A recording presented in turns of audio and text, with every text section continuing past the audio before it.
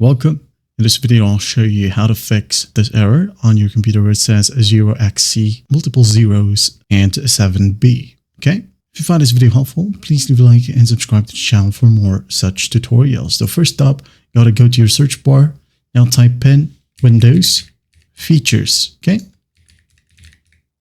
Now click on this one, turn Windows Features on or off. Click. And here, just make sure that all the .NET frameworks are turned on, okay? If it's not turned on, just tick on the tick box right here, as you can see, and then just hit on OK. Once that's done, go ahead and open up your favorite browser. Now type in DirectX, okay?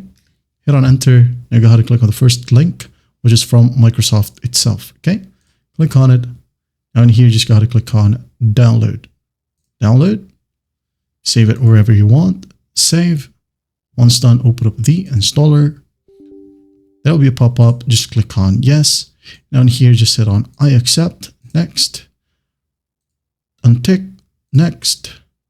Okay. Wait for the process to finish. And once done, hit on finish, restart computer. And after that, you're good to go. I hope this video helps, and I'll see you in the next one.